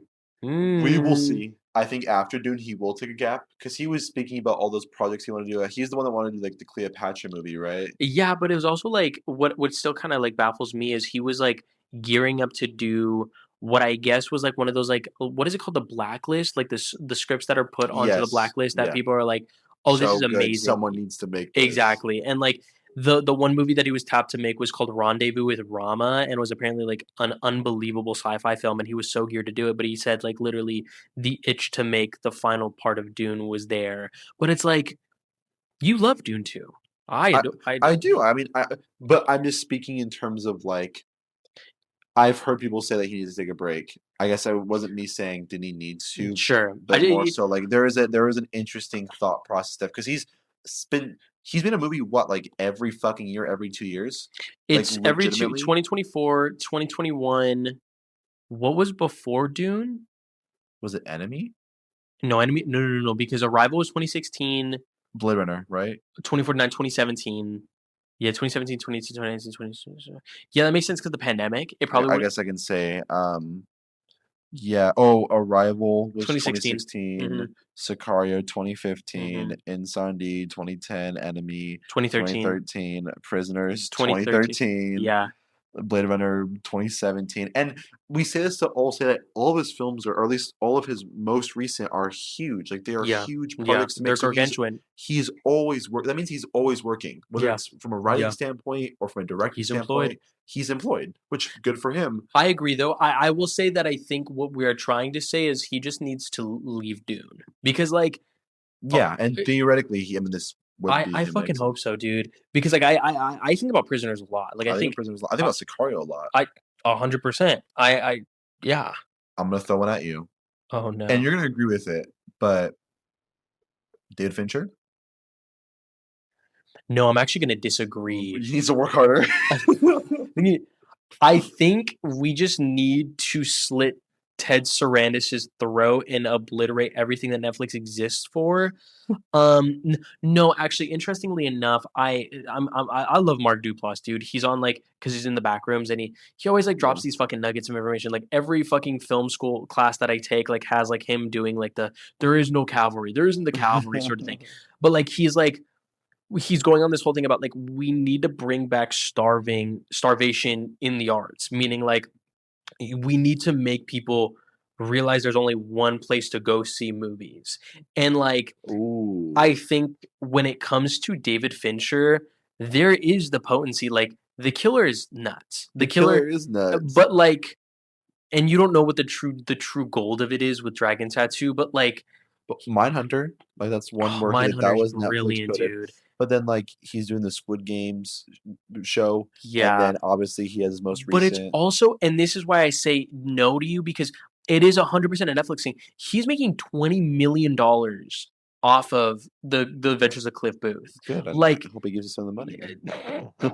David, if you hear us, I love you so much. Please. But like, I just, ah, but he's always been a fuck. Like he was tapped to direct World War Z 2. That's sick as fuck. So like, He also, like, not to be into a separate conversation, seems like the most annoying person alive, but he know how to make a movie. I'll give him that much. yeah, The last one I'll say, and this will be an interesting one because I think we're gonna burst brawl, but I truly think this. Ari Aster, please take a go fuck Ari Aster, yourself. please stop Actually, making go movies fuck. for a while, But you really please. do not like. You say this, but you do not believe it. I do believe it because No, watching some he gets. I think his no, movies get worse as he keeps making movies, no. and he makes them so frequently. Makes But them that so isn't even so. That's not even a real fact though, because since 2018, he's made 4 movies. which is pretty frequent because 2018 is 8 years. So he's made Yes. a movie every two What? years. What That's normal. frequency? What? That is normal. Like that. Sorry, Yes. that's really frequent. Like most directors don't make a movie that frequently. I would say the ratio, if we cobble together all filmmakers, would fall more in line with that model versus the alternative. I would say like the median would be 3 years, but like no, I I will say this. I will give you this. His next movie will define it 100% because he's made Yeah, 2 horror movies and then 2 goon movies. two good movies. And you and again, like you're also not talking to someone who's like, man, every movie he's made since has gotten better. Because Bo is Afraid, I genuinely hate parts of that movie. I adore others. Um, Hit your and shit, girl. and I could 100% see a reality where like I'm twizzed up a little bit. I would love it, unapologetically so. But until then, Eddington's his best movie. As the two people that are still listening leave, they're over They it. disconnect. You hear the Skype leave. But yes, okay. We've talked a lot, and I think we are. If I check my notes, we are finally at the mainstay here. The reason we brought up filmmakers need to take a break is because Todd Field cannot Yes. get his ass back in the studio. Yes. He fucking hates the studio. He doesn't want to. They would be like, "Come back." Tar made money.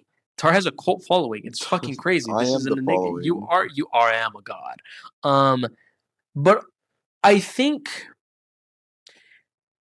because I could hit this at a couple different angles when it comes to talking to you about this. Whatever angle's gonna hit my G spot. Yeah, and I think no matter what, Todd is going to hit it. You He does hit it. That's true. and I think because we finished both Little Children in the Bedroom and rewatched Tar. Tar got me geeked. I was like, I didn't see any ghosts at all, and you're like, oh, let me rewind as you show me, and it was like, and that is like a thing where like when I asked you way back when, does a shot ever just hit your mind, hit your subconscious right before you go to bed? I still think about the back of that woman's head. Yeah, that's awesome. It's unbelievable. Um, but you said something where you were like, when you got out of both of these films, In the Bedroom and Little Children specifically, you said, I loved both of them, kind of spoiling it, but you loved both of them, but you think you'll be thinking about moments in Little Children more. And I guess my question to you is, has this week brought you to thinking about any of these movies at much length at all? A little bit. Like I keep thinking about the part where he's like, "Don't tell on me." That's an evil fuck. I will say this just to get it out of the way. In the Bedroom has to do with a thing that happens to a mom and a dad and another woman that is associated to a person in this family. The a thing that happens. It is about an older couple going through grief. I will say Okay. that. Okay. Um, Okay. Little Children is a bit of a sprawling one, but essentially Mhm. it's about this congruent midlife crisis between this married couple and how their relationship and how their dynamic affects the lives of those immediate around them and also not immediate around them. Mhm. Mhm. Essentially about the constraints of middle America and suburban America, whether it be marital restraints, career restraints, Mhm. uh, expression restraints. Just there's a million ways that this movie approaches suburban America and how we kind Yeah. of make ourselves crazy in our 40s and 50s in our middle age life. Tar, probably the one that most people are familiar with, Mhm. is about a composer by the name of Lydia Tar who Mhm. is, as you described, attempting to perform and record the kind of magnum opus of her recording of I think it's I don't know how many there are, but it's like a sequence of albums. She's attempting to record the magnum opus, the fifth one, and some things start appearing, whether it's her career or people around Yeah. her, that starts to take hold and dismantle her career. Mhm. Very, very, very, very well done. I think Todd Field revels in the shakeup of mundanity or the flow. Um, whether through grief, whether through old skeletons, or whether through inhibitions and you not really being able to think properly, and Yeah. that clouding what is either good in your life or what is comfortable. And I think that, like to me, when we had finished all three of these films, I looked to you and I was like, has an artist ever or a movie reaffirmed your feelings as a writer? Because honest to God, dude, I really don't think there is a filmmaker or the plunge we've taken that has reminded me most about how you write. And I say that to say that I think like there is not much through line in Todd Field's work on a literal level. All three of his films document very different things. Of course, we're not talking about like a range like Jonathan Glazer, for example. Sure, and that, but in the sense where like it's all grounded in a sense of realism Yeah, and real life and familiar things. I would say yeah, Tar is a bit of an extension to that, but yeah. these are all dealing with very different emotions, and it's done in a very similar way, but also Hmm. in a way that feels completely defined in its own work, especially Little Children. That Yeah, film, honestly, it feels like Tar has a bit more in line with stuff in the bedroom. yeah, Little Children, there's like crazy swings to a degree where some work, some don't.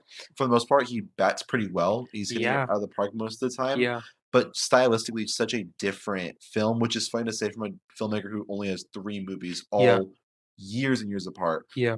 you brought up earlier, there's a huge gapage in years between Little Children and Tar, and it sounded like he wasn't not doing anything. It sounded like he was Mhm. attempting to do certain Mhm. things while Mhm. making films with Mhm. or start up projects with Kate Blanchett, which didn't go through, or Mhm. whatever unlisted projects.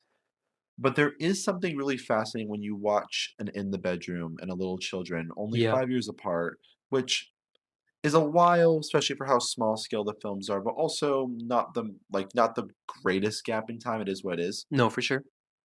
But the 16 years? 16 Yeah. years in Mhm. gappage between Atar and the Little Children, Mhm. and he still got it. And in a way, I think I told you this when we initially watched all three. I do think the gap benefited him, not because I don't love his early two films, but Tar is one of my favorite films of all time for a reason, and I think it Yeah. just the one of the biggest reasons, despite how cruel, funny, and latched on I get to the character of Lydia Tarr, but also Mhm. that film as a whole, Yeah. is how well made that fucking movie is. And Mhm. all three are well made, but there's a level of pristineness and quality and just general like uh pristine Yeah. energy that Yeah. Tar holds. Yeah. Where'd this come from? I No, don't I don't know. know. I don't know how he did it, but all three of his films look great. Let's get that right off the bat. In the Bedroom is definitely his most subtle, Yeah. which makes sense. Yeah. Little Children's doing a lot of things with some stuff with slow motion and a Mhm. lot of really interesting like lens choices. The way he lights is so fascinating. There's like that one shot I think about a lot with Patrick Stewart in the attic. Wilson. Patrick Stewart, Patrick Wilson in the Yeah. attic looks so good. But Tar, like, I don't even know. No, Like, I dude, don't I even mean, it's know. one of the only films, and this is gonna sound like the dumbest film bro thing of me to say, but I told you, like, if you told me that David Fincher directed it, I would have believed you because the level of perfection and Yes, craftsmanship on display and the way that, like, the text employs and influences the visual language of the film and vice versa, where it is doing all these different things. And I think so many people can conflate this and read so deep into a film where, like, quite literally, Todd Field gets the greatest last laugh at the end. true. And when a movie is able to haunt me but make me laugh so vigorously, it is nuts. And when the technical prowess is so fucking strong that it almost convinces you that this movie is so deeply serious Yeah, when it isn't. yeah, exactly. And like Todd Field in all three of his films, mainly obviously in the last two he makes, is so willing and able to balance both hilarity and heartbreak Yeah, so well. 100%. Um, like to a point where like it stuns me. Like that I think about the pool scene in Little Children so much, and I think like I question myself. I'm like, is that like as haunting? And again, it isn't a competition. It's something like what we talked about in Tar with the certain imagery that is invoked. But then I realized that the movie, if you're reading it on the text level, how the fuck it gets away with having voiceover narration, given the subject matter that is at play in so much of this movie, Yeah, he is committed at every single turn, and it inspires me in many ways to think that like what I am reading and what I am seeing, like I could only imagine what the script of Tar is like and how different that could be in ways almost adjacent to like what David Lowery is cooking up in his limited filmography of One for Hymns, you know? keep talking. I want to see how long this fucking movie is. No, you're good. Are you referring to Tar? Oh, but no, yeah, it just to me is just like, what the fuck are we doing sort of thing because it's so what the fuck? You th- there's no way. There, The scripted Tar, shout out. it's 10 Shout out to pages. Mads. That's so hi Mads. That's so Um, crazy. is this real? I, Me. I'm imagining, can I guess? Well, Cuz the movie the whole thing with Tar is that the script, like he was off of Perky when he wrote it. It's actually pretty crazy the way he eight writes it. 8 week fugue state in 2020 could make you How get long off do a you think per. it is? So I'm going to guess 132 pages because the movie is 150. That's a really good guess. You're not near at all. It's 92. Yeah. Oh, oh really? Actually, I'm Really? gonna read some of this because it's really Please funny. do. Please do. I mean, it is quite literally the Uh, the voice at the end is hyper masculine voice, and one of the directions is move up the aisles, row after row of Filipinos and RPG Gat. I was like, That is not real, yeah, dude. no. The front page is really interesting. Based on the script's page count, it would be reasonable to assume that the total running time for Tar will be well under 2 hours. However, this will not be a reasonable film. There will be tempo changes and soundscapes that require more time than is represented on the page, and of course, a great deal of music performed on screen.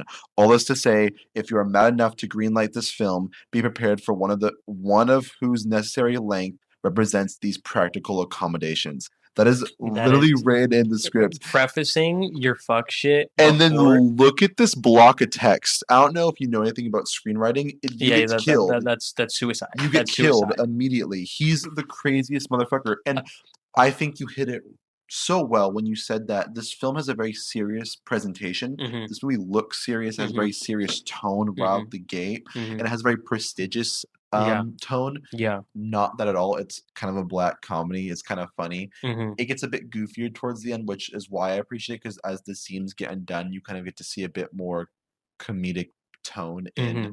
Kate Blanchett's performance, which I Yeah. love you. I Yeah. love you, Michelle Yeah. Yeoh. I think you do a super good job in that film. I love that film. Obviously, it's one of my favorites of that year. Mm-hmm.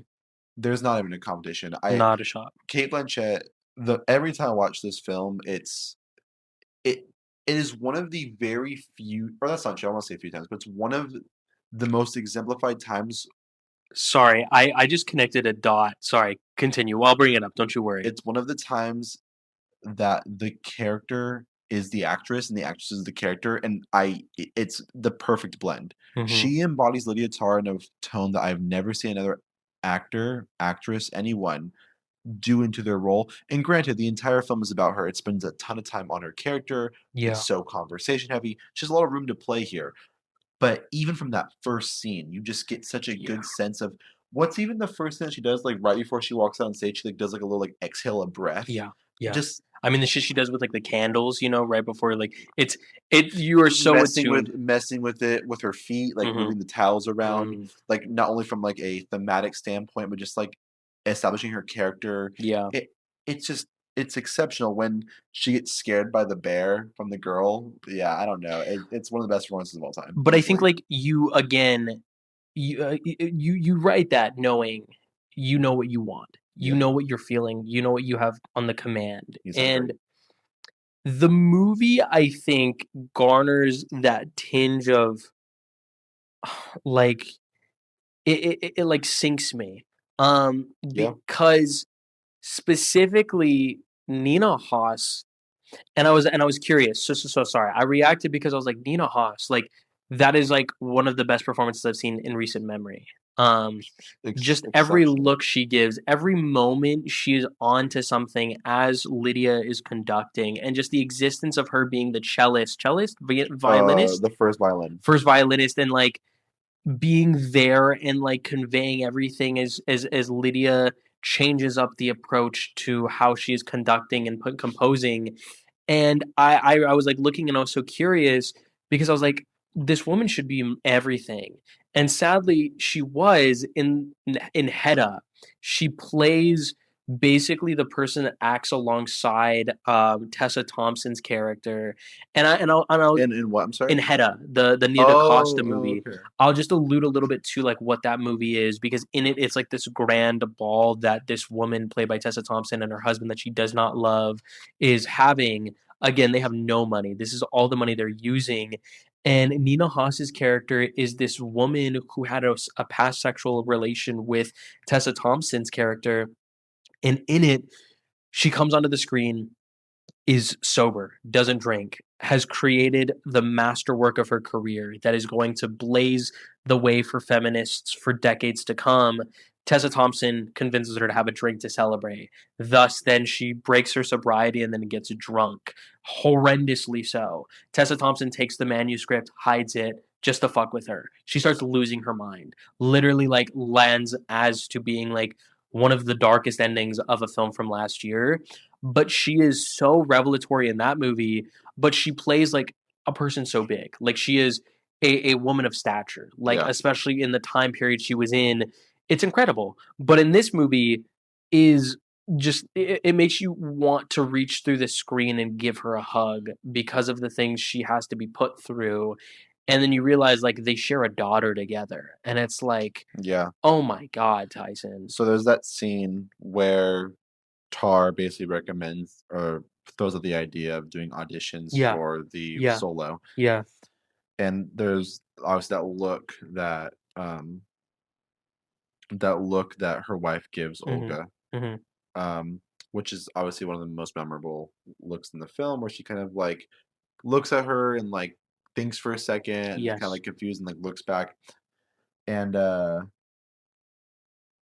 basically Mhm, it just I don't know, the script talks so much about gazes, ignoring gazes, the people sharing gazes, mhm. and then he has the goal to later Tar strides up the aisle hyphen 120 BPM. Yeah, He is the most just insane like shit like mongoloid. that. Like he's just a freak, and we love him for it. And I think that it's a bit unfair because, well, I guess to ask you, Uh-huh. you made reference, and obviously in your true Liz fashion, I'm not entirely sure how supplanted it is, but do you think that In the Bedroom is your favorite of his? I Okay, do, and it's the one that like we're talking about all these things, but it's I've thought more like doubly so about In the I'm glad Bedroom to hear. than I did about like Tar or Little Children. Not to discredit any of them, I would give like Tar and In the Bedroom a 5, and I would give Little Children I think a 4.5, just because I think what it is doing, it is so in actually a framework akin to Tar. There is moments of pure what, like the way he frames football games with the boys is like I'm watching an NFL Super Zone moment, and like it's crazy. But there is this approach to In the Bedroom, and whether it is the confidence he has in the text that he then gives to Sally Hawk, no, what's her name, Sissy Spacek, Yes. and Tom Wilkinson, and the infectiousness of how straightforward a story like that is. But it gets me thinking about like people like Haneke, for example, that like Hanukkah. again that's why like we live in the land of opportunity, like you said, and the companies that house independent cinema literally have the busiest time of year be bleak week, which is 5 weeks of continual onslaughts of despair and sadness. Yeah. Filmmakers know how to capture it, but they will nobody does it twice the same. And I think the way that like as uproaringly so he commands a story about grief and about the ways that then trickles.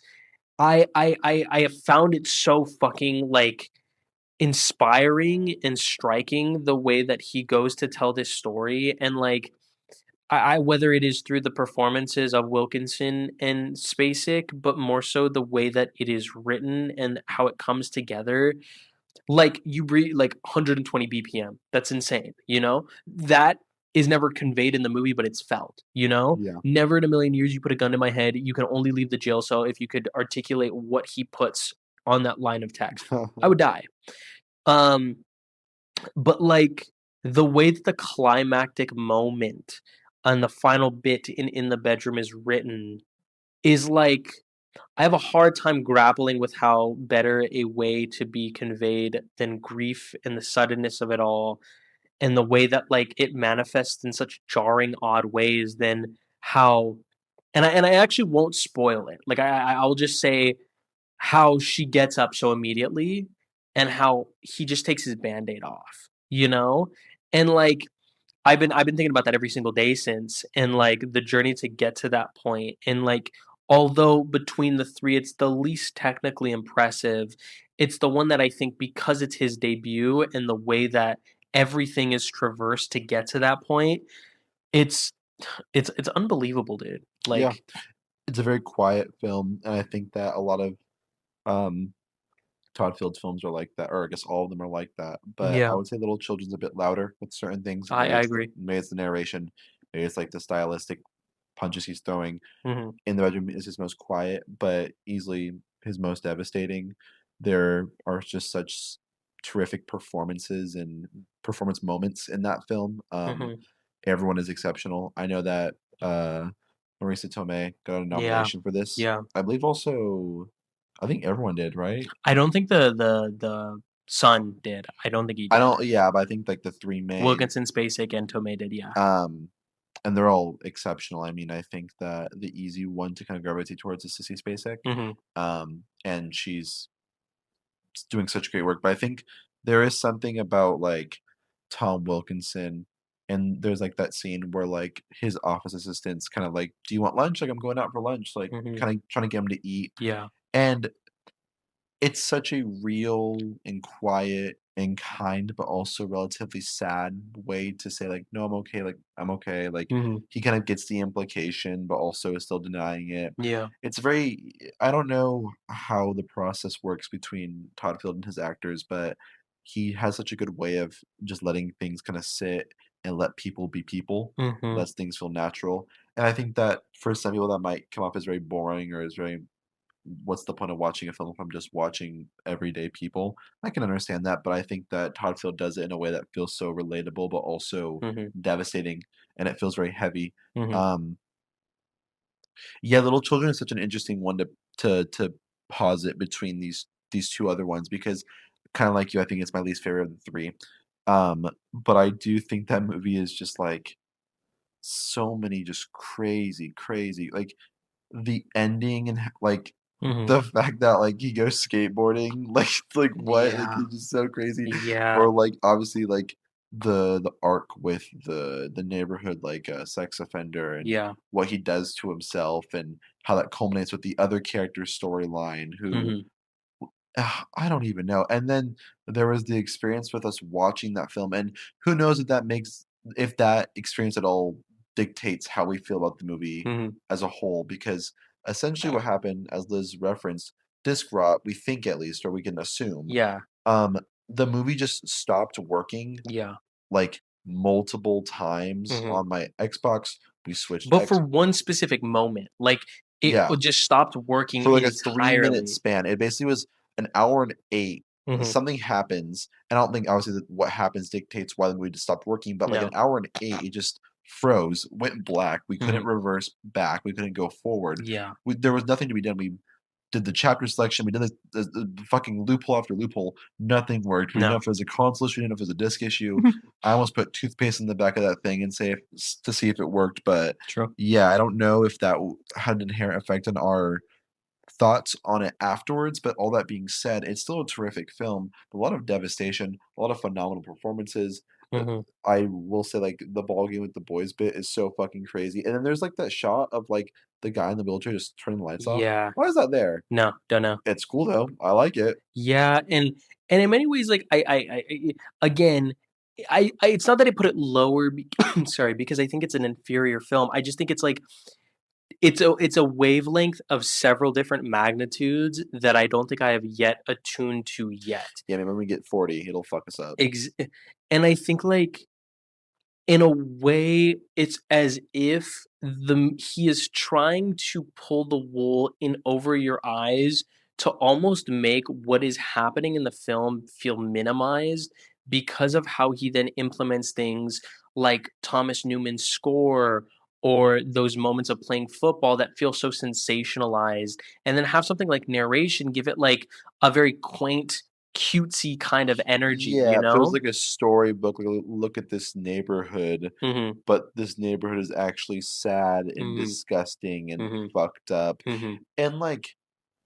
there's just, like, moments where, you obviously have the pool scene where everything kind of feels, like, dreamlike, Yeah, but then there's, like, the moment at the very beginning where, like, they kiss in the park and then all the parents, like, immediately respond the yeah, same way, yeah, and, like, there's, like, this inherent fear. I don't like it's doing so much, and I think it's a really cool film to make after In the Bedroom because it's doing so much more than In the Bedroom, of course. which some would argue isn't as good of a thing because what In the Bedroom does is small and specific, but exceptional. Mhm. Little Children is doing a lot more on a much broader scale in a Yeah, huge way, mhm. but also it's kind of admirable in that same sense, like, Yeah, there is something very cool about how the Little Children is formed and framed and the mhm. way it's edited, and obviously you can talk about the narration, but even just the characters themselves and where they pause it in the film's universe. There's like that little subplot, like sort of a subplot with her husband, Yeah. where he like Yeah. is like a gooner and Yeah, and like he puts, like, he underwear over his face,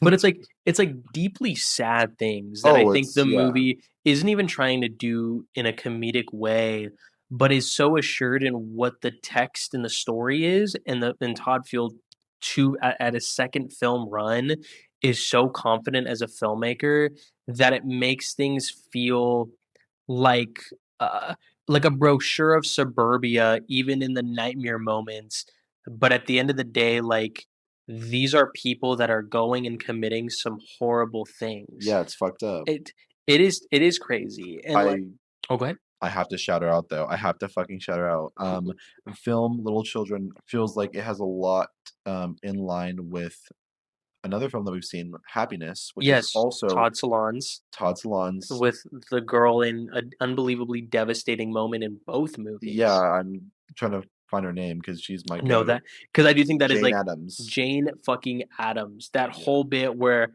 all I will say is the shot focus pulls from her to a swing set. That's Yeah. it. Tore me in two. Tore me Yeah. in fucking, and the movie barely gives you any fucking time to digest it at all. Yeah. And it's just crazy. I was talking to you about it on the drive to get some pokey, sorry. Um, just the melancholy that is felt on a literal level where like, this was backed, full send, New Line Cinema, to my understanding, A-list actors In theaters. in theaters theatrically, made some money. Not as much money as In the Bedroom Where It's Hard, but it made money. It was nominated for Best Picture and such.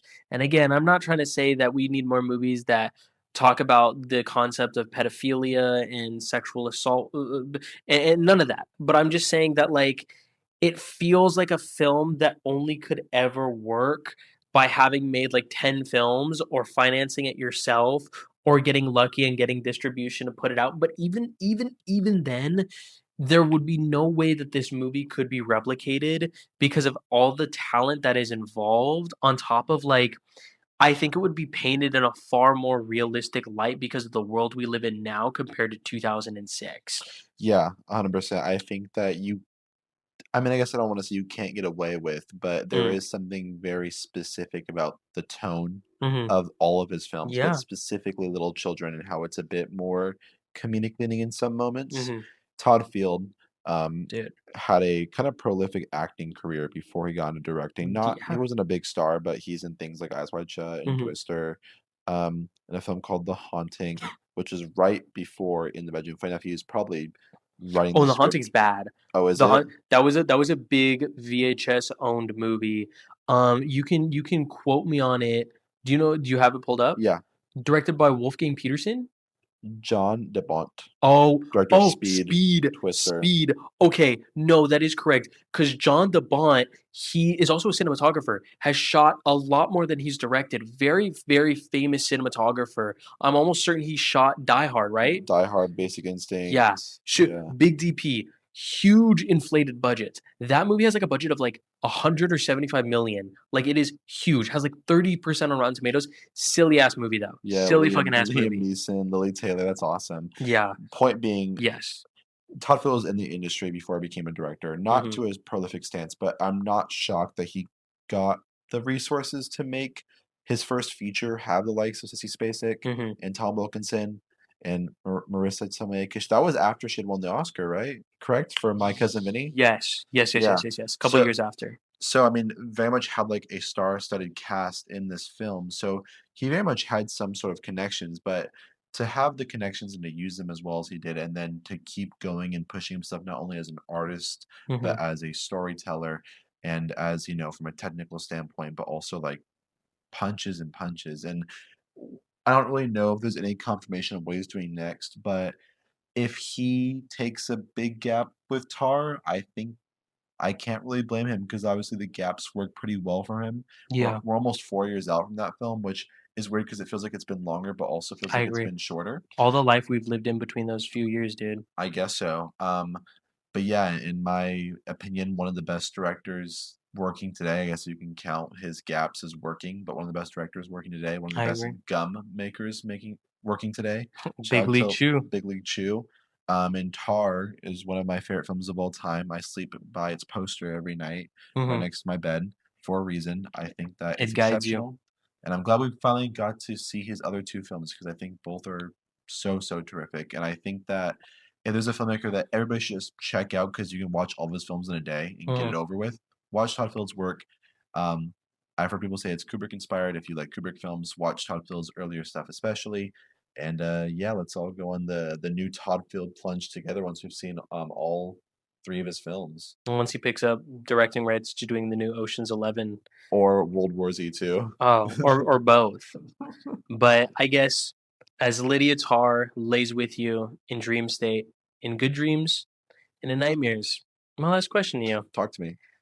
because this movie has stuck with me so much, and because the films have really lingered with me, I got me curious. Is there really any in your mind moments or scenes specific, or just movies at large, that have one or two moments that really instill you with a level of fear, but you wouldn't consider being a horror movie, nor would it be categorized?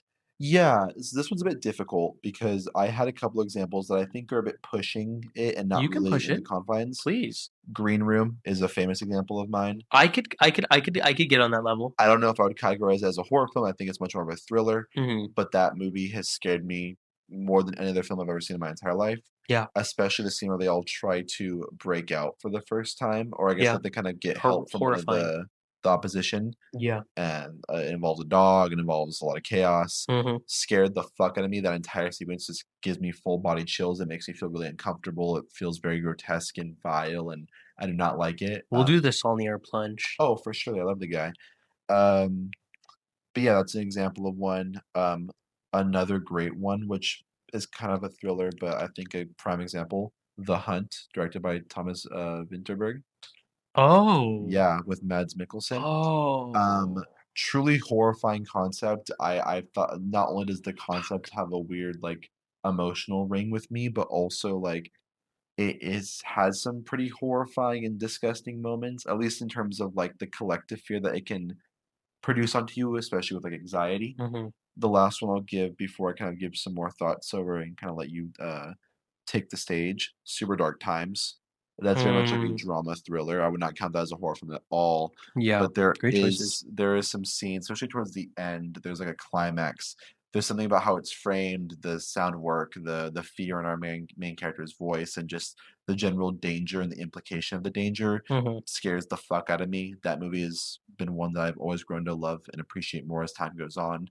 And one thing that has always been consistent is the first time I saw that movie, it scared the fuck out of me, and it still scares the fuck out of me. Also, those are very, very good ones. I took the kind of topic and I really try to find scenes specific in movies that are otherwise not like that at all. Yeah.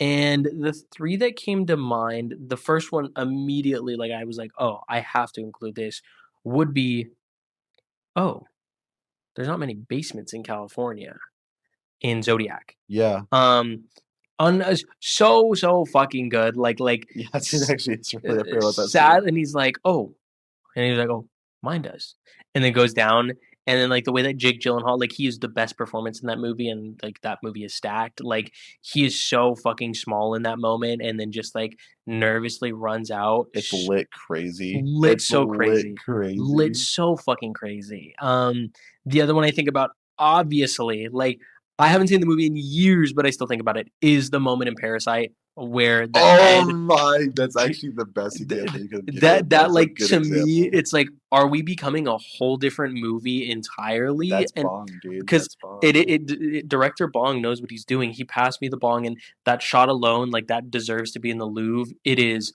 Yeah, that's a unbelievable. real ripper, a good example. And this last one is a little cheating because it's like the road leads into that. But I will say, for getting you into that gear, and honestly, like the moment has stuck out to me the most. It's like the thing that I'm like, oh, Jesus fucking Christ, is he's like, computer, I need a status report. Oh, okay, that one's E- yes, that one I because understand you. like, and she's like, negative. It would work if there was 4 people, but there's 5. Yeah, And I think to yeah, me, what I will give Sunshine is it establishes geography in such brilliant ways, and it almost like really turns the head that you have on a swivel by like that the way that it's framed and Killian Murphy's in this vast open room as yeah. he's Like testing under him. and like you're like, "Holy fucking shit. Holy fucking shit." And Yeah, what is the line you put in your letterbox review where he's like, "Are you an angel?" yeah. You an It's angel. it Yeah, to me, it is the true greatest getting pilled moment of your life when that's you true. embrace the 3rd act of Sunshine as being core to the film's progression. Um, Yeah, that shit is so haunting. It's yeah, and I think it's because it's directly after Benedict Wong slitting himself, like slitting, because yeah, you're like, they'll be okay, but yeah, at what cost? Now it's just gonna be that. Nope, not at all, not at all. It's oh my god, and yeah. he's holding on to him, and the bone break. So good, best Okay, movie ever made. if I get rid of the sunshine example, I'm actually gonna give the correct answer here. Oh no. Okay. Okay. The zone Okay. of interest. But Come on. but That one, like, but which the one are you referring to though? oh, the first, like, nighttime, night vision, like, Oh. that was true, like, it felt like we were Oh. prey in that moment. Oh yeah. It felt like Yeah. that was like, it Ooh. wasn't us, but it felt Ooh. like someone had eyes on us, and Those are that yeah. was Yeah. so invasive and scary. I mean, obviously, we both love that film, but that Mhm. moment, even the audience, like, when we were in the theater, like, that's one of my favorite a Uh-huh. sleeper example for me, one of my favorite moments we've ever had in a theater together because it was just Yeah. electric. Like, there Yeah. was just so much electricity from the moments and the way that we were just shocked by so many. Yeah, I mean, come on, That's fucked up. come on, That's fucked come up. on. All right. Well, we went through a lot this episode, and I'm very much an eager beaver because I will say the next 2 hopeful Yeah, episodes we have, um, sort of have a foundation of intrigue for both projects, very different, and yeah, I'm almost certain one of them is not gonna disappoint, but the other, like, I'm just, like, in open arms about, but I do think both are gonna really elicit some very fascinating conversations. But stay tuned. We're being inundated, whether through natural release of 2026 films or movies that we're going to be taking step backs, was able to cop Mysterious Skin tickets. That is inevitably going to make both of us watch a couple Gregor Rocky, oh, 1 quadrillion%. and I, like that excites me to no end. Hopefully you partake in seeing the Pusher films, like, those are also I think, like, it only really works watching all 3, even though I didn't. I watched, like, each of them, like, 1 every other day or something like that. Sure. But, like, those tell a crazy tapestry, and the gang will be there, I'm excited, Yeah, that'd be cool. and then, yeah, and then we get to celebrate our birthdays. We're getting inching closer and closer. We're Birthdays. in Taurus season, Mercury's in retrograde, I'm flowing free, I'm excited. I'm very, very excited, friends. But yeah, and again, email us in. I will guilt each and every one of you when it gets closer to my birthday to not for not emailing me in. Yeah, So it's my birthday. I wanna hear an email. I wanna hear your exactly. questions. Exactly. I think I'm gonna post on Maine. I'm gonna post some nudes on Maine and tell There are people. at least 15 of you fools watching the videos. Email us at beneflicks I don't care what the question is. Would there ever be a person emailing or an email specific that would stop you from plugging the email? Oh, ever again? Yeah. If we got doxxed? Doxing would be fucked I'd up. be, like, bummed. I'd be like, "Oh, really? Like, we're just gonna do that already? We're not even big enough Yeah. for it to make sense." Yeah. It feels that would be like if, we got doxxed and it was just immediately was like Master of Games. I'd be like, "Okay, no more fun." I think the thing that would, like, permanently, like, fuck us up is if there's, like, a picture from someone down there. Oh, for sure, and then, like, my apartment's there, I'm like, "Well, that's a bummer." Well, yeah, Our now podcast is off, we're actually going to be an Overwatch channel. Anyway, my friends, thank you so much for tuning in. Email us in at BeneflixPod. All of our socials, my YouTube, our letterbox, my Instagram, my TikTok, ASMR, Boom, non-ASMR bam, is down in the description. bam. I love you guys so much. And whether you have little children or are listening to us in the bedroom or have Or engaged with tar at the blacktop of a beach, you are loved. I love you guys so I much. love you more. I will catch you guys later. Bye-bye. Have a great one, everyone. Peace.